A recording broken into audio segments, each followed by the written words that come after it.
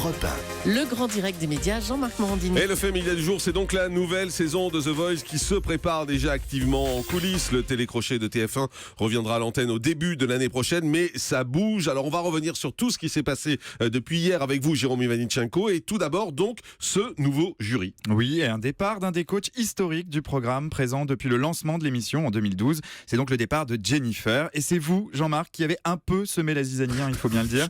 Hier matin, vous receviez Nikos Aliagas et Nicolas Canteloup pour le retour de ces Canteloup. Et vous avez sérieusement cuisiné l'animateur de The Voice pour qu'il vous fasse cette révélation. Et Jennifer qui s'en va alors?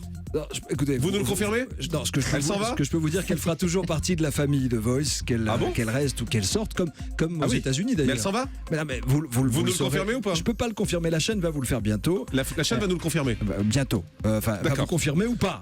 Pourquoi vous essayez de me piéger à chaque fois? Non, mais je vous demande, la chaîne va nous confirmer que elle fera le nouveau juré est déjà choisi? Si elle n'est pas cette année dans l'aventure, elle restera. Ouais, elle s'en va. Foiré, Canteloup, je pensais que tu allais me soutenir. Le nouveau juré est déjà choisi? Le remplaçant de Jennifer? Qui vous dit que c'est un nouveau?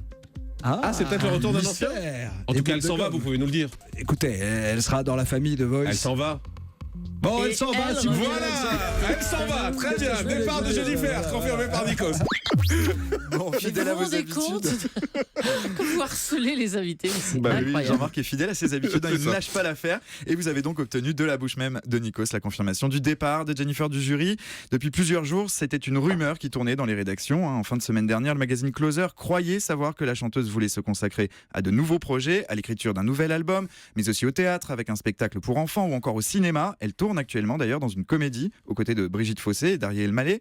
Et désormais, le départ de Jennifer n'est plus une rumeur, c'est une information qui vient même d'être, vous le disiez, officialisée il y a quelques minutes seulement par TF1. Ouais, TF1 qui, dans un communiqué, nous indique également le nom du remplaçant de Jennifer. Oui, et il s'agit d'un retour, celui d'un ancien coach de The Voice, Garou, le chanteur québécois, juré sur les 3 premières saisons du télécrochet. Vous l'avez entendu hier, Nikos laissait planer le doute. Il évoquait 2 options, l'arrivée d'un petit nouveau, pourquoi pas, ou le retour d'un ancien. Et bien ce doute, il n'a donc pas fallu attendre bien longtemps pour qu'il se dissipe. Garou rejoindra donc Florent Pagny, Mika et Zazie sur les fauteuils rouges des coachs. Mais que les fans de Jennifer sèchent leurs larmes, qu'ils rangent leurs mouchoirs, ce départ, il n'est a priori que temporaire. Chacun des coachs, selon ses projets, selon son actualité, peut quitter le programme. On l'a déjà vu avec Louis Bertignac et Garou, qui était donc parti avant de revenir.